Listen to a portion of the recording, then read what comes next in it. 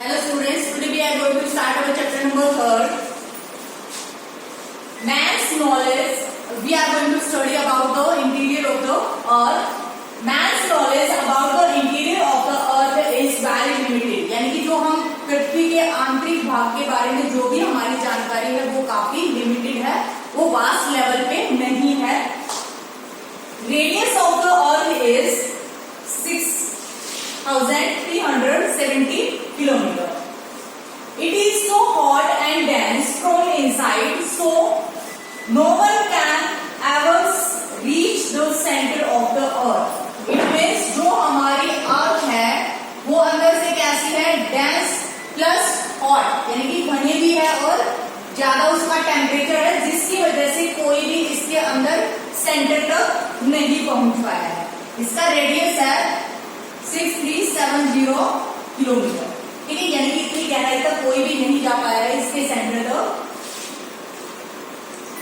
Only a small part of information is obtained through direct sources and large part through indirect sources. Okay, अब यहाँ पे sources के basis पे अगर जो हमारी इंफॉर्मेशन का कंपैरिजन किया जाए तो डायरेक्ट सोर्सेज के अकॉर्डिंग जो हमारी इंफॉर्मेशन है वो कैसी है, काफी कम है, स्मॉल है. बट इनडायरेक्ट सोर्सेज के अकॉर्डिंग जो हमारी इंफॉर्मेशन है, जो हमारे पास नॉलेज है वो काफी ज्यादा है, ब्रॉड है comparison to direct sources. Okay, next we are going to start our direct sources. Direct sources surface rocks and rocks obtained from mining areas comprise the most easily available solid earth material. Okay, जो surface rocks है, यानी जो धरातल पर हमारी rocks है या जो रॉक्स हम माइनिंग के थ्रू क्या करते हैं, फाइंड आउट करते हैं, उनकी स्टडीज के बारे में अगर हम स्टडी करते हैं तो वो हमें क्या बताता है, सॉलिड अर्थ मटेरियल्स के बारे में. The deepest mine of the world, यानी कि जो वर्ल्ड में पूरे संसार में सबसे डीपेस्ट माइन है, सबसे गहरा जो गड्ढा खोद रखा है, माइन कर रखा है, that one is Robinson deep. It lies in south America and it is a gold mine. It is gold mine.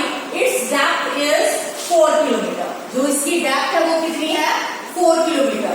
अब यहाँ पे कंपैरिजन करके देखो कि जो रेडियस के कंपैरिजन में जो माइनिंग के थ्रू हम फाइंड आउट कर सकते हैं वो ओनली 4% और वो आपका 6000 प्लस था.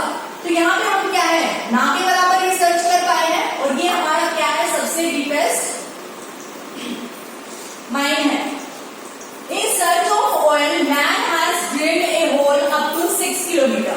ओके, अब यहाँ पे है सर्च ऑफ ऑयल या जो मिनरल्स वगैरह की सर्चिंग के लिए, उनको फाइंड आउट करने के लिए मैन क्या करता है, अर्थ पे होल बनाता है, माइनिंग करता है. तो ऑयल के सर्च के लिए जो होल बनाया गया वो कहां तक है, 6 किलोमीटर. और गोल्ड माइन की जो डीप कितनी थी, 4 किलोमीटर. ठीक है, नेक्स्ट है efforts are also being made to penetrate deeper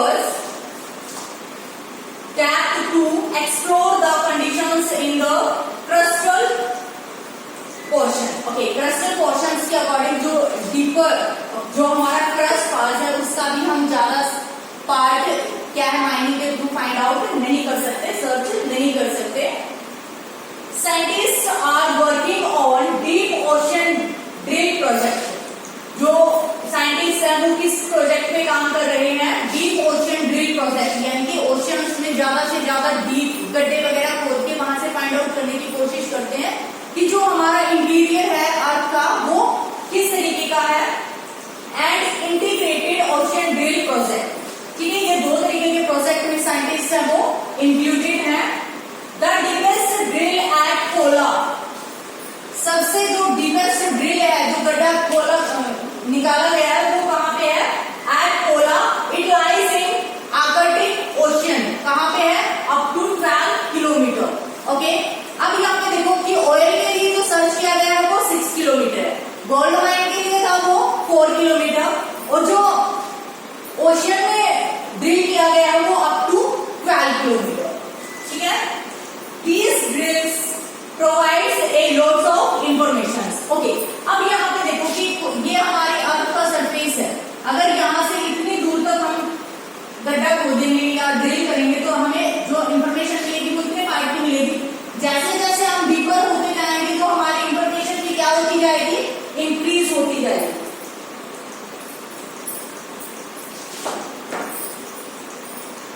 Ejected materials of volcanoes also provide useful information about the interior of the earth. Is erupted यानी कि जो वोल्केनो से जो मलबा वगैरह निकलता है, चाहे वो राख के अकॉर्डिंग हो, चाहे वो हॉट वाटर हो, चाहे वो लावा मैग्मा किसी भी फॉर्मेशन में हो, वो सारे जो मटेरियल से भी हमें इंटीरियर अर्थ के बारे में जानकारी मिलती है.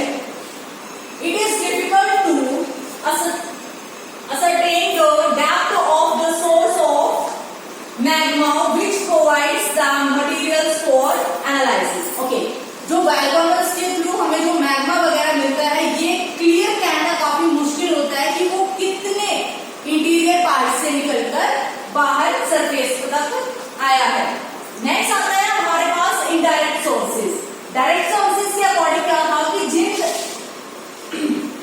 मटेरियल्स को हम डायरेक्टली एनालाइज कर सकते हैं, यानी कि उसमें हमें एस्टिमेट लगाना नहीं होता, वो होंगे हमारे डायरेक्ट सोर्सेज. इनडायरेक्ट में क्या होगा, जस्ट हम एक्टिविटीज के अकॉर्डिंग क्या करते हैं, उस चीज को एनालाइज करते हैं, एस्टिमेट फाइंड आउट करते हैं.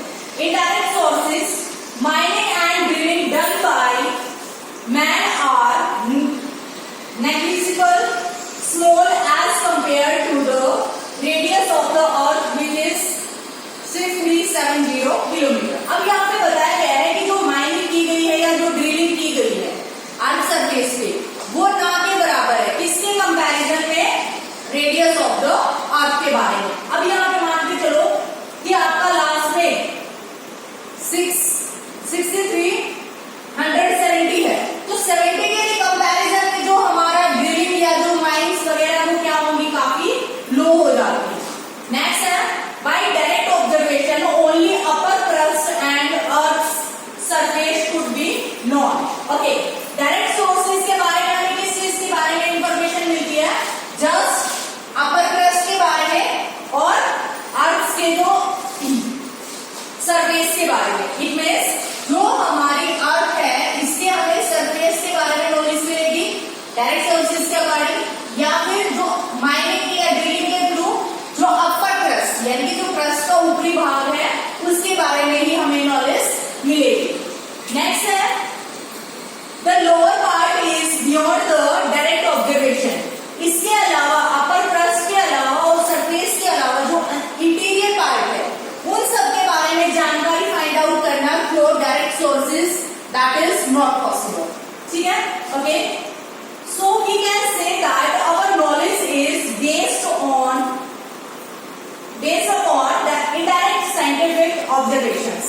इसका मतलब हम क्या कह सकते हैं, डायरेक्ट सोर्सेज से हम नॉलेज को फाइंड आउट कर ही नहीं सकते. इट मींस जो हमारी नॉलेज होगी बेस्ड होगी किस चीज पे होगी, इनडायरेक्ट सोर्सेज पे. ठीक है, in the layers of the earth. It means जो अर्थ है हमारी किसमें डिवाइड की गई है, लेयर्स में. अलग अलग इसको लेयर्स में क्या किया गया है, डिवाइड किया गया है. The thickness, density, temperature, pressure and nature of material don't got final conclusion. Okay, जो टेम्परेचर के आधार पर या प्रेशर के आधार पर या जो नेचर ऑफ रॉक्स है, जो मटेरियल है उसके आधार पर हम फाइनल कंक्लूजन फाइंड आउट नहीं कर सकते. अर्थ's internal structure comprises of more or less concentric layers lying one above the other. Okay, जो स्ट्रक्चर है उसका वो किस तरीके से बना हुआ है, एक या एक से अधिक लेयर्स के अकॉर्डिंग, और वो लेयर्स क्या है, एक दूसरे के ऊपर लाइज करती है. ठीक है, ओके. फर्स्ट जो हमारी लेयर है that one is crust. It is outer most layer of the अर्थ. या इट मींस जो हमारी अर्थ सरफेस का सबसे बाहर वाला भाग है वो क्या आ जाएगा, हमारा क्रस्ट. आउटर मोस्ट लेयर क्या बन जाएगी, हमारी crust. It is solid layer. Okay, we know that जहां पे भी हम रहते हैं सरफेस पे रहते हैं. ठीक है, सरफेस पे रहते हैं, क्रस्ट पे रहते हैं. जो हमारा सरफेस होगा वो कैसा होता है, सॉलिड होता है. So it is solid layer which is composed by different types of rocks. जो किसके द्वारा बनी होती है, अलग अलग रॉक्स के अकॉर्डिंग. हम सॉइल भी फाइंड आउट करते हैं हर स्टेट में या वर्ल्ड में अगर देखा जाए तो अलग अलग सॉइल मिलेगी, अलग अलग तरीके की जो चट्टाने हैं, रॉक्स है वो फाइंड आउट होंगी. तो इसीलिए क्या होगा, अलग अलग जो चट्टानों से ये बनी हुई है. नेक्स्ट है मेंटल, जो सेकंड लेयर है हमारी वो क्या आ जाएगी, मेंटल।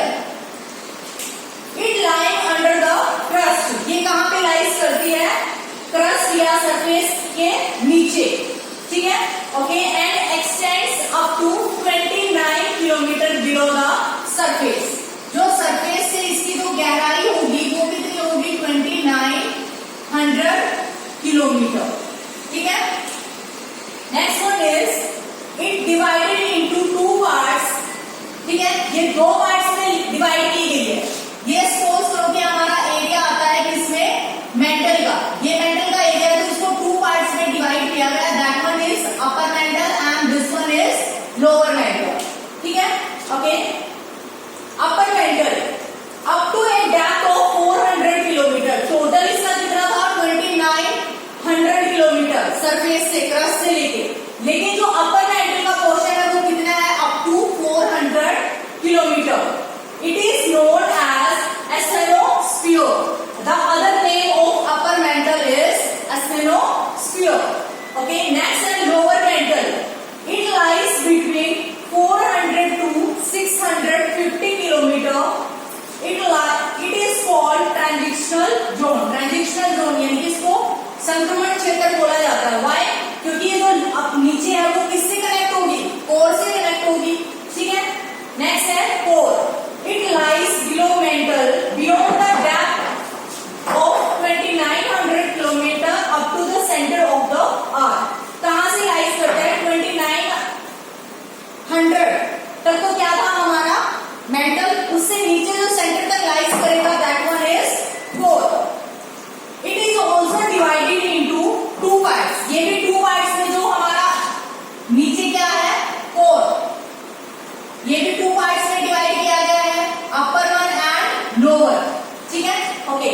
जो आउटर है या अपर कोर है वो किस फॉर्मेशन से बना हुआ है, लिक्विड फॉर्मेशन से, और जो इनर कोर है वो solid formation. It means this part is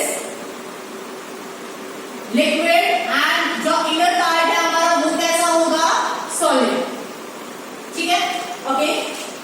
अब यहाँ पे जो हमारा क्रस्ट था, ठीक है, वो सिंपल गिवन है, हमारा हार्ड सरफेस हार्ड रॉक से बना हुआ है।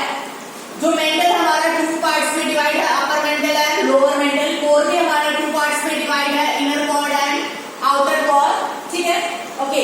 Next one is outer core and inner core are separated by transition zone, यानी कि ओके, जो अपर कोर एंड जो लोअर कोर है, ठीक है, ये क्या है, अलग अलग डिवाइड किया गया है, इसके बीच में ट्रांजिशनल जोन के अकॉर्डिंग। अब यहाँ पे बात आती है ट्रांजिशनल जोन क्या होता है, उसमें ट्रांजिशनल जोन वो होता है जहां पर इस एरियाज की भी क्वालिटीज होंगी प्लस इस एरियाज की भी क्वालिटीज होंगी, ठीक है, okay. It extends from 4600 to 5151 kilometre deep. Next है information about earth interior got on the basis of indirect sources like, okay. अब जो इंटीरियर के बारे में हम जानकारी लेंगे या इंफॉर्मेशन को कलेक्ट करेंगे, किसके बेसिस पे करेंगे हम, density, temperature, pressure, earthquake, waves and meteors, ठीक है। इन सोर्सेज के बारे में हम स्टडी करेंगे, ठीक है, और जो हमारी इंटीरियर ऑफ द अर्थ के बारे में स्टडी करेंगे। फर्स्ट हमारे पास गिवन है डेंसिटी, घनत्व। According to the Newton's law of gravity, जो डेंसिटी का जो कंसेप्ट है वो किससे लिया गया है, न्यूटन्स लॉ की, जो उसका ग्रेविटी का लॉ था। Whole density of the earth is 5.5, okay. अब यहाँ पे हमारे पास पहले क्या दिया, रेडियस था, अब क्या आया है, density, whole density of the earth. Density of the sedimentary rocks, sedimentary rocks का कितना है, 2.7। Density of igneous rocks is 3.0 to 3.5 और विनर से 3 to 5, ठीक है, okay. It means that the density inside the earth must be much higher. It means क्या होगा कि जो सरफेस ऑफ द अर्थ से लेके इंटीरियर, जैसे जैसे हम अंदर जाएंगे अर्थ के इंटीरियर में सेंटर के पास, तो डेंसिटी है वो क्या होती जाएगी, हायर होती जाएगी, इंक्रीज होती जाएगी। Estimated course density is 11 to 12। Core की डेंसिटी कितनी है, 11 से लेके 12 तक। Sometimes at the centre density is 13 to 14।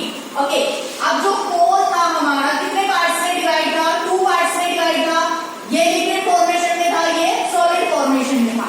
तो नॉर्मली सी बात है कि जो डेंसिटी सॉलिड फॉर्मेशन की क्या होगी, ज्यादा होगी।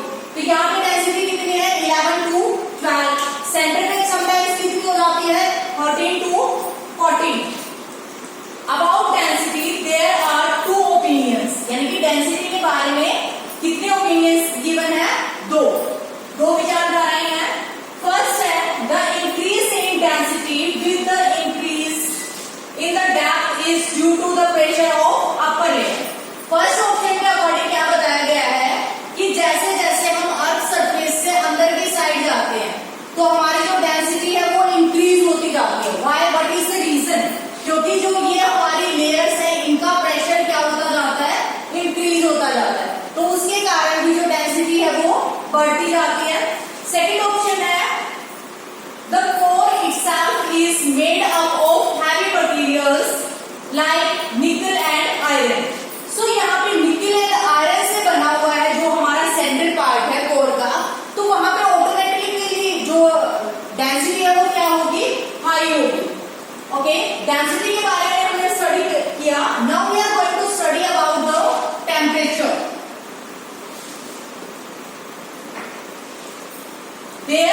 There is a gradual increase in temperature with the increase in the depth inside the earth. Okay, अब जिस तरीके से हम फाइंड आउट करते हैं कि डेंसिटी है वो, अब जैसे जैसे हम अंदर जाते हैं और सरफेस में इंटीरियर पार्ट में, तो डेंसिटी इंक्रीज होती जाती है। तो टेम्परेचर इज ऑल्सो इंक्रीजेस। ये हमें कैसे पता चलता है, we know it by digging and of mines, यानी कि जैसे माइंस के गड्ढे खोदे जाते हैं, गोल्ड माइंस थी ना 4 किलोमीटर, तो जैसे जैसे वो डेप्थ में जाते हैं तो वहां पे टेम्परेचर क्या है, इंक्रीज होता जाता है, बढ़ता जाता है।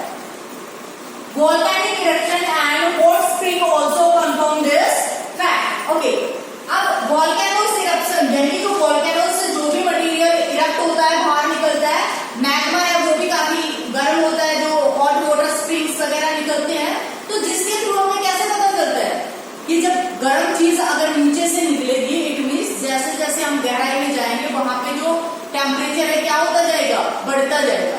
अगर टेम्परेचर बढ़ेगा तभी तो चीजें गर्म निकलेगी, अदरवाइज वो नॉर्मल फॉर्मेशन में होंगी।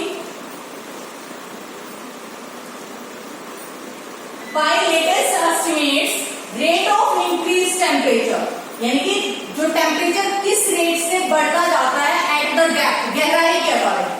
अगर हम 100 किलोमीटर तक जाते हैं तो टेम्परेचर होता है 12 डिग्री सेल्सियस, लेकिन जो हमारी गोल्ड माइन है वो कहां तक है, अप टू 4 किलोमीटर।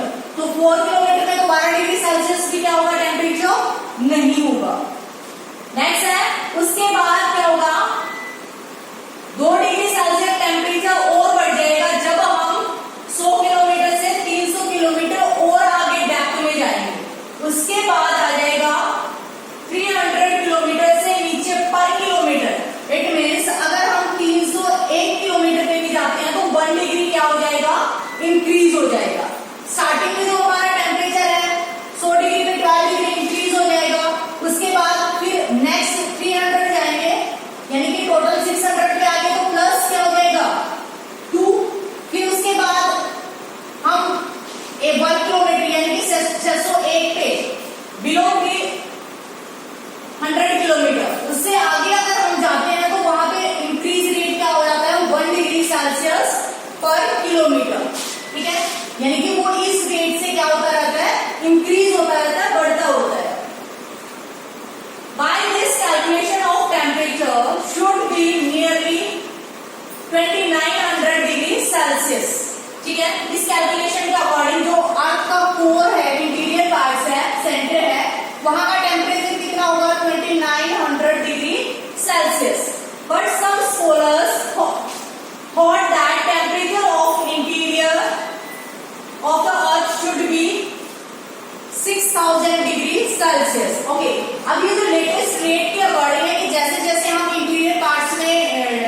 माइनिंग के थ्रू एंटर करते हैं तो टेम्परेचर हमारा इंक्रीज होता है बाय डिफरेंट रेट्स, बट कुछ स्कॉलर क्या मानते हैं कि उसके अकॉर्डिंग तो ओनली 2900 डिग्री सेल्सियस होगा, लेकिन कुछ स्कॉलर मानते हैं कि जो इंटीरियर अर्थ का टेम्परेचर है वो हमारा होगा 6000 degree Celsius. The materials behave like liquids और even gases in earth's interior. Okay, जब टेम्परेचर इतना ज्यादा हाई होगा तो वहां पे कोई भी चीज है वो सॉलिड फॉर्मेशन में टिक नहीं पाएगी, तो वो किसमें कन्वर्ट हो जाएगी, या तो वो गैसियस फॉर्मेशन में कन्वर्ट होगी या फिर हमारी लिक्विड फॉर्मेशन में। In outer core temperature is slightly higher than melting point and materials behave like solid. ठीक है ना, आउटर मोस्ट में क्या होता है, जो टेम्परेचर होता है थोड़ा सा कम होता है जिसके कारण से वो सॉलिड फॉर्मेशन में बिहेव करते हैं। This may be due to higher density and pressure there. वो किसके कारण होता है, डेंसिटी भी बढ़ती जाती है प्लस प्रेशर भी इंक्रीज होता जाता है। At the centre temperature is again lower than the melting point. Centre में भी जो हमारा टेम्परेचर कैसा होता है, मेल्टिंग पॉइंट से कम होता है, क्योंकि वो किससे बना है, हायर सॉलिड मटेरियल से बना हुआ है। It is indication of solid state of material. The core is mainly consist of निकल एंड आयरन। सॉलिड फॉर्मेशंस में बना है और निकल और आयरन भी क्या है, सॉलिड फॉर्मेशंस के या materials. Okay students, next remaining chapter we are going to complete in our next class. Thank you.